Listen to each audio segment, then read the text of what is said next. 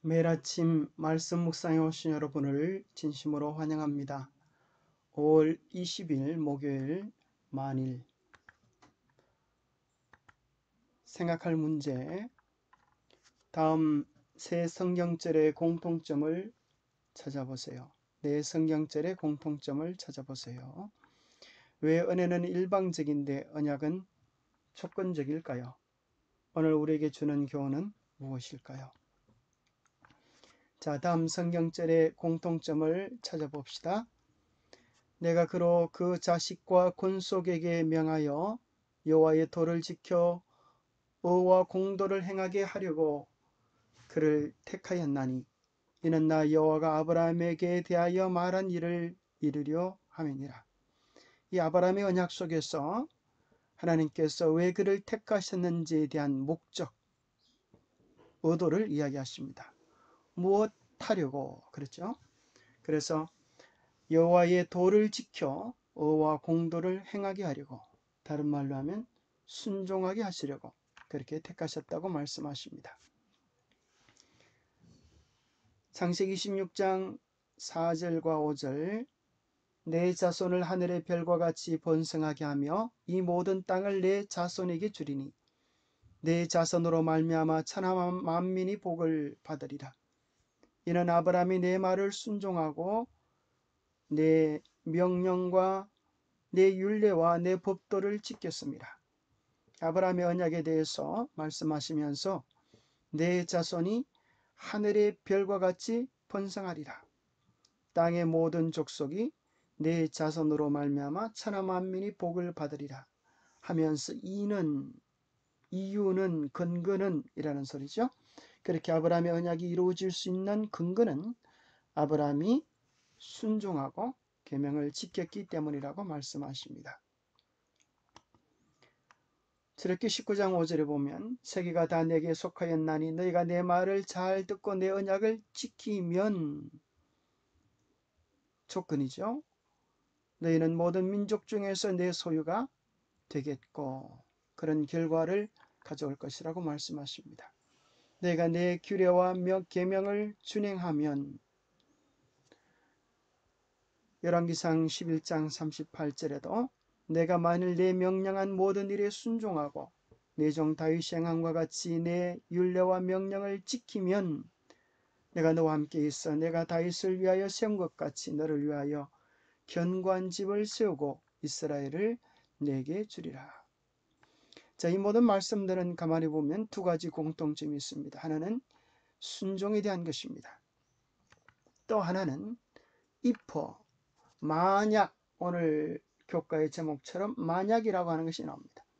만약 어떻게 한다면 어떻게 될 것이다 하는, 마치 우리 중고등학교의 if 가정법 영어의 공식을 배운 것 같은 그런 생각을 되뇌게 합니다. if라고 하는 가정법은 뭐라면 무엇 할 텐데, 뭐라면 무엇 될 텐데, 우리의 선택을 이야기하는 것이고, 우리의 선택, A를 선택하면 B를 얻게 될 것이다. C를 선택하면 D를 얻게 될 것이다. 우리의 선택에 따라서 전혀 다른 결과가 이루어질 것을 이야기하고 계십니다. 특별히 신명기 28장에 보면 만일 너희가 하나님의 계명을 듣고 순종하면 말할 수 없는 축복이 올 것이고 불순종하면 말할 수 없는 저주가 임할 것을 기록해 놓고 있습니다. 생각해 보면 우리의 생명과 사망, 축복과 저주를 우리의 선택에 그렇게 맡겨 두셨습니다. 교과의 내용입니다. 하나님께서 아브라함이 내 계명과 내 율례와 내 법도를 신실하게 순종했다고 공개적으로 인정하셨습니다. 이 말은 하나님께서 언약의 상대자인 사람들에게 그와 같은 생활 방식을 기대하신다는 것을 암시하고 있습니다. 시내산에서 주어진 언약에 대한 성경의 전체적인 진술을 살펴보면 순종은 언약의 기본이 된다는 사실을 말해주고 있습니다. 출애굽기 19장 5절은 이야기합니다. 너희가 만일 내 말을 잘 듣고 비록 언약이 은혜로 주어졌고 노력으로 얻는 것은 아니며 선물로 주어졌다 할지라도 언약에는 조건적인 측면이 있다는 사실을 결코 부인할 수 없습니다. 언약은 조건적입니다. 백성들은 선물을 거절할 수도 있고 받아들일 수도 있습니다. 은혜를 부정할 수도 있고 은혜를 받아들일 수도 있습니다.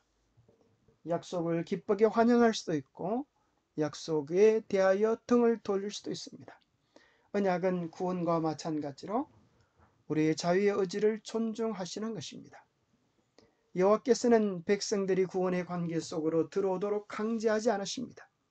그들에게 언약을 강요하지도 않으십니다. 그분께서는 모든 사람에게 값없이 언약을 제공하십니다. 모든 사람이 그것을 받아들이도록 초청하십니다. 누구든지 그 초청을 받아들이면 책임이 따르게 되는데 그것은 언약의 축복을 얻기 위한 수단이 아니라 받은 바 언약에 대한 외적인 표현으로 나타나게 되는 것입니다. 자, 왜 하나님의 은혜는 일방적인데 언약은 조건적일까요? 하나님께서 먼저 우리를 풍성한 은혜로 인도하시고 사랑하시고 택하신 다음에 너희들은 내 언약을 받아들이고 그 축복을 누리기 원하느냐 물으시는 것입니다. 우리에게 선택, 우리의 마음, 우리의 의견을 존중하셔서 하시는 것입니다. 언약이 왜 조건적일까요? 그것은 우리를 아름다운 관계, 좋은 관계로 초청하시는 주님의 초청이기 때문에 그렇습니다. 관계는 일방적이지 않습니다. 먼저 그분이 우리를 사랑하셨습니다. 우리가 그 사랑을 즐겨 받아들이면 그 사랑은 이루어지게 될 것입니다. 그 사랑을 거절하면 이루어지지 않게 될 것입니다. 왜 언약은 조건적일까요? 우리를 관계로 초청하시기 때문입니다. 그리고 비록 하나님은 위대하시고 우리는 작은 존재라 할지라도 우리 의견을 결코 무시하지 않으시고 우리를 인격적으로 대우하시는 그분의 배려에 감사하게 되었습니다. 하나님은 우리의 선택을 기대하십니다. 그분의 모든 언약은 가급적이면 우리가 즐겨 받아들이기를 원하시는 것입니다. 하나님은 우리가 강요된 사랑이 아니라 자발적인 사랑, 기뻐 원하는 사랑을 원하시는 것입니다. 왜냐하면 강요된 것은 사람이 없습니다. 강요된 데는 기쁨이 없습니다. 자발적인 선택만이 품성과 마음의 변화를 온전히 가져올 수 있기 때문입니다. 하나님은 언제나 우리에게 사랑에, 그분의 무한한 사랑에 대한 우리의 반응을 원하십니다. 그분의 사랑에 대한 우리의 반응, 그것은 순종이 적합하지 않겠습니까? 그리고 기억해야 될 사실은 언약에는 반드시 결과가 따른다는 사실입니다. 우리가 어떤 반응을 하냐에 따라서 우리에게 주어진 결과는 완전히 다를 것입니다. 우리의 영원한 운명이 영원한 축복의 세계로 들어갈 수도 있고 아니면 바깥에서 쫓겨남을 당하여 슬피 울며 이를 갈미 있을 수도 있는 것입니다. 그것이 언약의 특징입니다. 은혜는 하나님께서 불가항력적으로 우리에게 쏟아부으십니다. 그러나 주님은 우리에게 물으시는 것입니다. 네가 내 사랑을 받아들이겠니? 나는 네가 내 사랑을 받아들이기를 간절히 원해. 하지만 최종적으로 그것은 너의 마음이야. 너의 선택이야. 우리 주님께서 우리를 대우해 주시는 것입니다. 그러나 감사한 사실은 이 모든 처음부터 시작이 우리가 선택만 하면 주님께서 이루어 주시는 축복들인 것입니다. 우리가 자랑하고 우리가 뻐길 수 있는 것은 아무것도 없는 것입니다. 전적으로 그분의 계획, 사랑, 주도성 속에 언약이 주어지기 때문입니다. 오늘 우리에게 주는 교훈은 무엇입니까? 주님의 마음을 우리가 정말 깨달으면, 주님의 사랑을 우리가 정말 깨달으면, 그분의 십자가의 사랑을 바라보기만 한다면 우리는 감사하게 되고 순종하게 될 것입니다.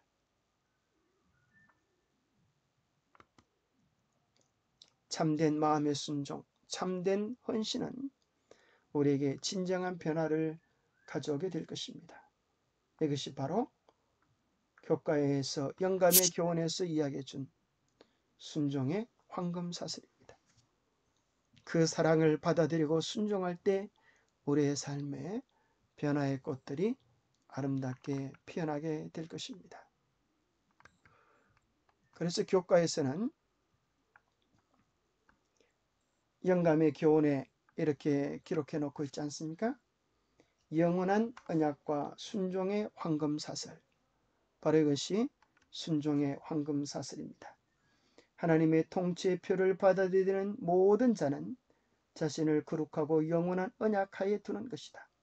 그는 자신을 고리 하나하나가 약속으로 된 순종의 황금사슬을 단단히 묶는다.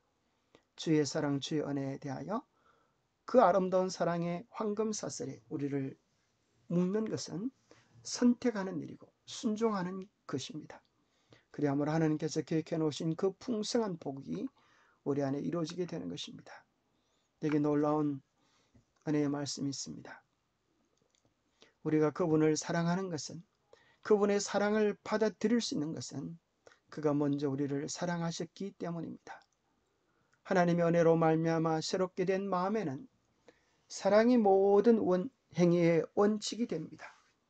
사랑은 품성을 변화시키고 감정을 지배합니다. 사랑은 정욕을 제어하고 정오심을 사라지게 합니다. 사랑은 우리의 성정을, 우리의 성품을 고결하게 만들어줍니다. 이 하나님의 사랑, 영원한 사랑, 절대 사랑, 무화적인 사랑을 우리의 마음에 품게 되면 그것은 우리의 생활을 유쾌하게 해줍니다. 주위에 있는 모든 사람에게 정화시키는 감화를 끼치게 할 것입니다. 기도하겠습니다. 하나님 아버지, 그 크신 사랑에 감사합니다. 그 크신 은혜에 감사합니다. 그 크신 인격적 배려에 머리 숙여 감사합니다. 강요하지 않으시고 우리의 반응을 기다려 주심을 감사합니다. 하나님께서 우리의 구원을 위해 베푸르신 은혜에 비교하면 우리에게 요구하시는 순종, 우리에게 원하시는 선택은 아무것도 아닌 것임을 깨닫습니다. 은혜를 은혜로 여기고 사랑을 사랑으로 여기고 감사를 감사로 여길 줄 아는 하나님의 사랑에 진정으로 반응하는 참된 믿음을 허락해 주시옵소서. 주님의 그 귀하고 아름다운 사랑이 우리 안에 결실되도록 주님 축복해 주시옵기를 우리 주 예수 그리스도 이름으로 하여 간절히 간구하옵나이다. 감사합니다. 오늘도 주님의 사랑 안에서, 은혜 안에서 축복된 하루 되시기를 간절히 바랍니다. 감사합니다.